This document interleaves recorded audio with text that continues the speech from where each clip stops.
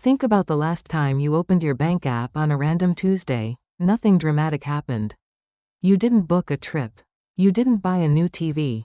You didn't have some out-of-control weekend, but your monthly spending is up, so you do what responsible people do. You scroll the transactions, and it's just noise. $6.99, $11.43, $14.99. A couple charges you barely recognize. They're spread out across the month, so none of them felt like a real decision, and that's the part that messes with your head, because you're working. You're paying bills, you're trying to be steady, yet your budget feels tighter anyway, like your money is leaking out through cracks you can't even see. Here's what most people don't realize: this pattern isn't random. It's predictable, and it's designed to feel reasonable, one charge at a time, right up until it becomes a real budget problem. That moment you just recognized, scrolling past those tiny charges, is exactly how subscription creep wins. Let me be clear about something. The problem usually isn't one bad purchase. It's the fact that recurring charges stack quietly, and your brain never experiences the full cost the way it would with one big checkout.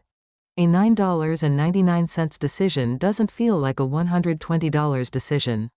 Because you never see $120 leave your account, and the system knows that. According to Bongo's U.S. subscriber survey of 5,000 people, the average American subscriber has 5.4 subscriptions and spends about $900 per year on them, roughly $75 a month.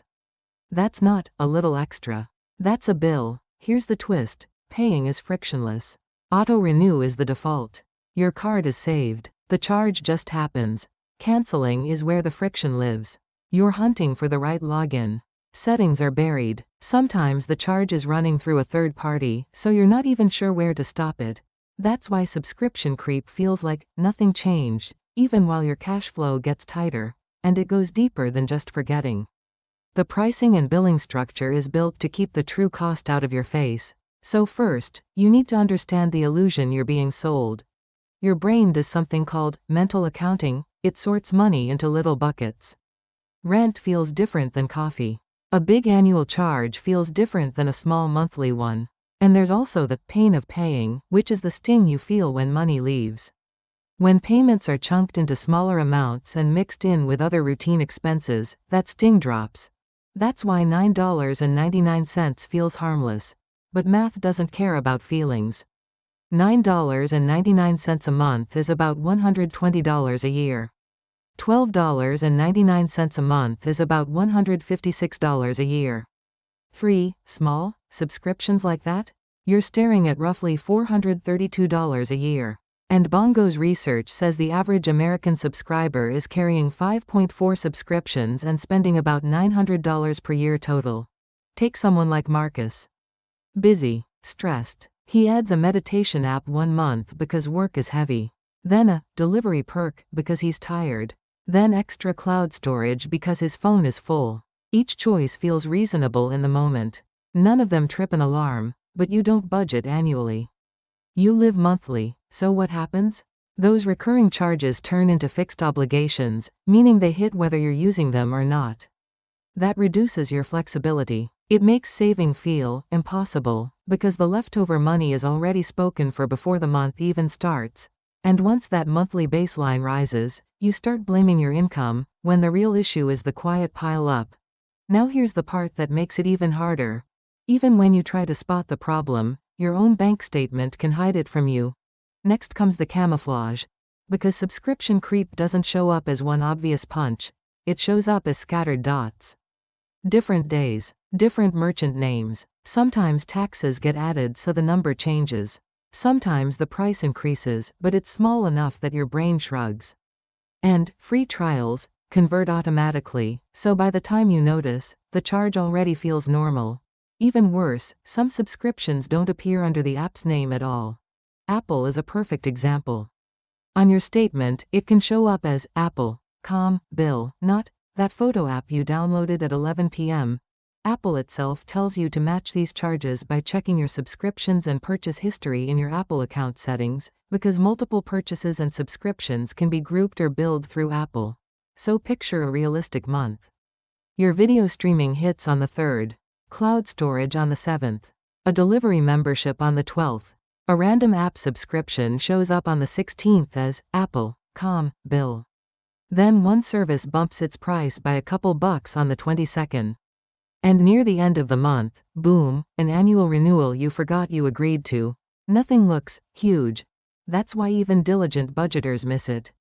There's no single red flag transaction to trigger you. Just dozens of small, familiar-looking charges that blend into the background. Take a couple comparing notes. One pays for one music service. The other pays for a different one. Same with cloud storage. Both signed up at different times for different reasons. Nobody was being reckless. They were just busy, and that's the trap. The system doesn't need you to be irresponsible. It just needs you to be human. But even if you catch every charge, there's still a bigger problem most people don't calculate. What these subscriptions steal from the one thing that makes your financial life feel easy. You can now see why it feels reasonable, and why your statement doesn't scream for attention. But the real cost isn't the subscriptions themselves, it's what they quietly delay in your life. That's the thing, subscription creep doesn't just cost money. It steals your margin. Margin is the leftover. The part of your paycheck that makes life feel possible. Emergency fund, extra debt payments, investing, even breathing room, so you're not living on edge. Subscriptions attack margin first because they're automatic and fixed. They hit on random Tuesdays, whether you use the service or not. So you don't feel like you spent anything, but your month gets tighter anyway. Put numbers on it. Say you've got $180 a month in forgotten or duplicate subscriptions. That's not a luxury problem. That's $2,160 a year. Now zoom out one step further. The IRS contribution limit for an IRA is $7,000 for 2024 and also $7,000 for 2025 if you're under 50, according to the IRS. That's about $583 a month. So $180 a month is nearly a third of a full-year IRA contribution, gone, without you ever making a conscious choice. This is why you can be good with money and still feel stuck. You look at your income and think, why can't I get ahead?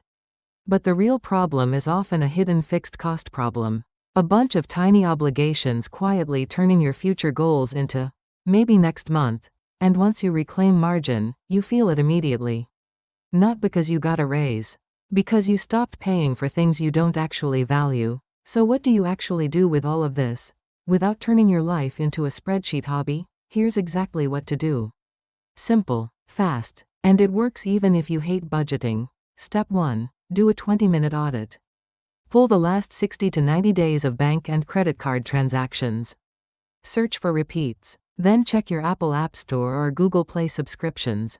Also check PayPal and any Shop Pay style wallets where autopays can hide. Step 2. Make one list. 5 columns. Name, monthly cost, renewal date, last used, annual cost. That last column matters. Force the dollar per year reality. Step 3. Use a 3-bucket rule. Keep used weekly and it replaces something else. Pause. Seasonal or rare use. Set a calendar reminder to restart. Cancel. Not used, duplicate, or only nice to have.